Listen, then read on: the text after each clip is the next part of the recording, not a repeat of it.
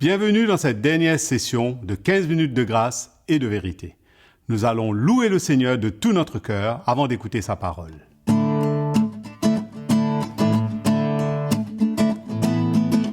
Je te chanterai, te célébrerai avec un chant nouveau. Je te chanterai, te célébrerai avec un chant nouveau.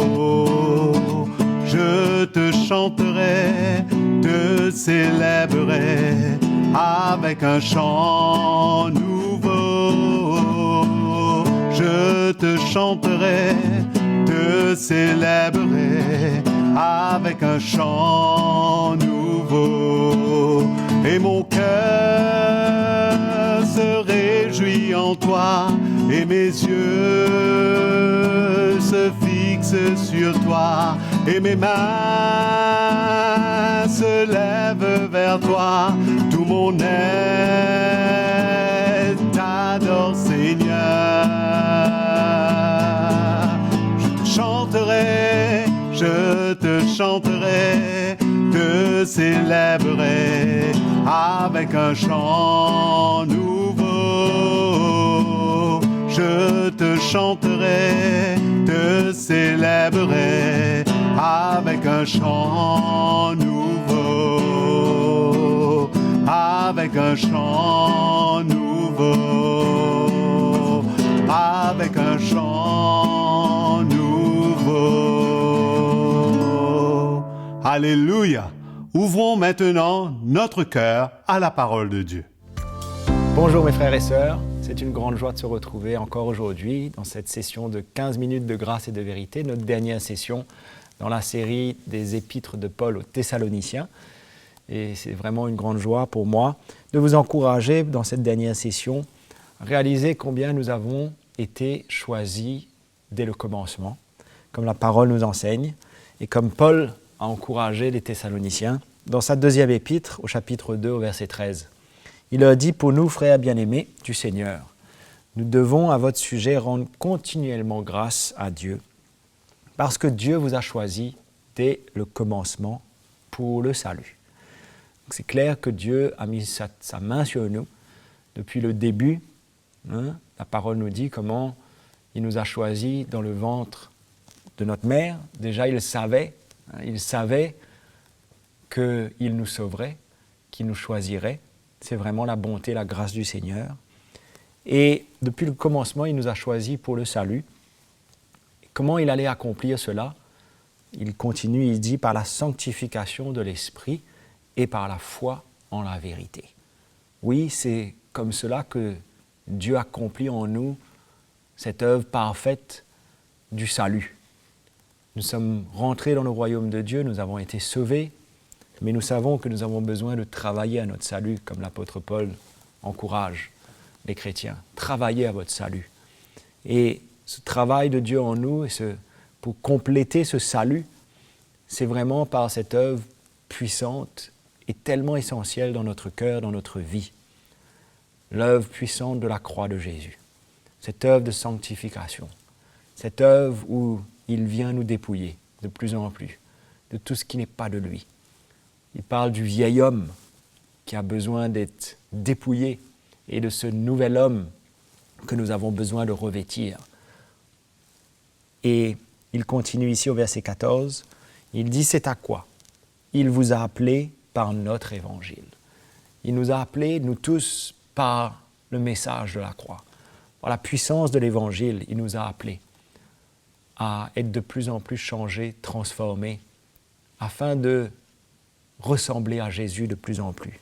Il leur dit pour que vous possédiez la gloire de notre Seigneur Jésus-Christ, pour que nous possédions sa gloire, que nous soyons remplis de la gloire de Jésus, que nous puissions le ressembler de plus en plus, que sa gloire se reflète à travers nos vies. Voilà ce qu'il veut accomplir à travers la prédication de l'Évangile, de sa parole que nous recevons. Nous élargissons nos cœurs pour que cette parole et son œuvre se fassent en nous, afin que nous puissions nous revêtir de sa gloire de plus en plus. Frères et sœurs, ce n'est pas technique, hein, mais c'est vraiment une œuvre profonde que Dieu veut accomplir en nous, afin que nous puissions le ressembler de plus en plus. Et il dit au verset 15, « Ainsi donc, frères, demeurez fermes. Retenez les instructions que vous avez reçues, soit par notre lettre, soit par notre parole. » Donc retenez ce que vous avez entendu et demeurez fermes dans ce que vous avez entendu, ce qui vous a été instruit par l'Évangile. Demeurez fermes dedans, réalisant que nous avons été choisis pour le salut à travers la sanctification de l'Esprit et de la foi en la vérité. Parce que c'est vrai que nous avons reçu la vérité. Cette vérité qui est l'encre et la fondation de notre vie, n'est-ce pas? La vérité, c'est que Jésus est venu, il a pris la forme d'un homme, il est mort, il est ressuscité, il a pris sur lui, sur le bois de la croix, nos péchés. Il nous a délivrés de la puissance des ténèbres et du péché pour nous donner une nouvelle espérance, un cœur nouveau, pour nous changer, nous transformer et faire de nous ses enfants, pour nous pardonner de nos péchés. Voilà ce qu'il a accompli. Nous avons été choisis dès le commencement, depuis le début. D'ailleurs, il dit dans Jean chapitre 6, verset 44, Jésus dit « Nul ne peut venir à moi si le Père qui m'a envoyé ne l'attire, et je le ressusciterai au dernier jour. » Personne ne vient à Jésus si ce n'est pas lui qui l'a appelé. Et la bonne espérance, c'est qu'il va nous ressusciter au dernier jour. Un peu plus loin, dans Jean chapitre 15, verset 16, il dit « Ce n'est pas vous qui m'avez choisi, mais moi, je vous ai choisi. » On se rappelle de ce jour où nous avons rencontré Jésus. C'est vraiment sa grâce qui s'est appesantie sur nous, qui s'est manifestée envers nous. C'est vraiment sa bonté, sa grâce, c'est son choix, son élection. Verset 19, toujours de Jean chapitre 15, il dit aussi « Je vous ai choisi du milieu du monde. » Donc on dirait qu'il est venu nous choisir au milieu d'un monde, avec des millions, des milliards de personnes. Et au milieu de ces milliards, il a choisi chacun d'entre nous. Quelle grâce, frères et sœurs. Pourquoi nous? Pourquoi pas notre voisin? Pourquoi pas peut-être quelqu'un d'autre de notre famille qui ne connaît pas Jésus aujourd'hui, qui ne connaît pas Dieu? Pourquoi nous?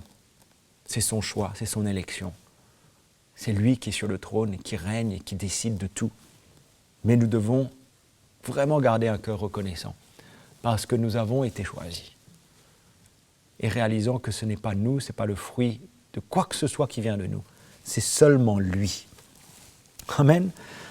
Dans Éphésiens, l'apôtre Paul dit que nous avons été prédestinés, suivant la résolution de celui qui opère toutes choses d'après le conseil de sa volonté. C'est lui qui a décidé ainsi et qui nous a prédestinés. Il nous a élus, il nous a prédestinés, il nous a choisis. Et d'ailleurs, dans 1 Thessaloniciens, chapitre 1, verset 4, l'apôtre Paul le rappelle. Encore, nous savons, frères bien-aimés de Dieu, que vous avez été élus. Donc, les Thessaloniciens savaient depuis le début qu'ils avaient été élus, ils avaient été choisis dès le commencement pour le salut. Amen. Et que nous avons été choisis par lui. Nous avons été choisis pour devenir comme lui. Voilà le but, voilà l'objectif de la prédication de l'Évangile, de la puissance de l'Évangile et de ce que l'Évangile veut accomplir en nous. C'est que nous soyons de plus en plus comme lui, choisis pour être comme le Seigneur.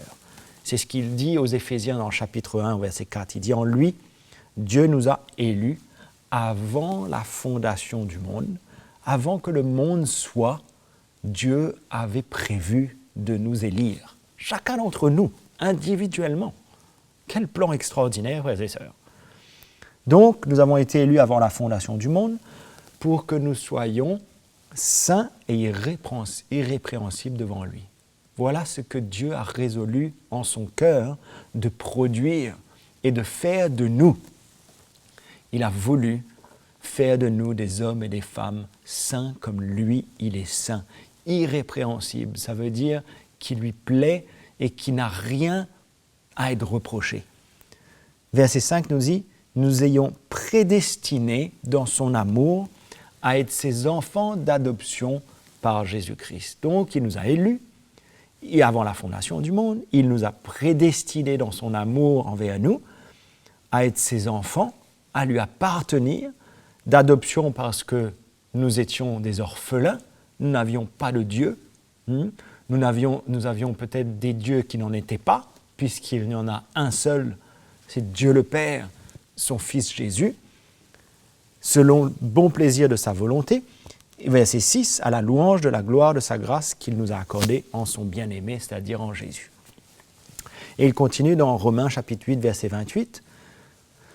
Nous savons du reste que toute chose concourt au bien de ceux qui aiment le Seigneur, de ceux qui sont appelés selon son dessein. Donc, nous sommes élus, nous sommes choisis, nous sommes appelés selon son dessein, ça veut dire selon ce qu'il a envie d'accomplir, selon sa volonté, car ceux qu'il a connus d'avance, il nous a connus d'avance, il savait d'avance. Il les a aussi prédestinés, ça veut dire il les a appelés. Il a prévu qu'ils soient semblables à l'image de son Fils. Cela doit être un grand encouragement pour nous, que le Seigneur va accomplir en nous, et on en avait parlé dans une session précédente, qu'il le fera lui-même. Il nous a prédestinés, voilà ce qu'il veut accomplir en nous, et il le fera, à être semblable à l'image de son Fils, à lui ressembler, à être comme lui, afin que son Fils fût le premier-né entre plusieurs frères.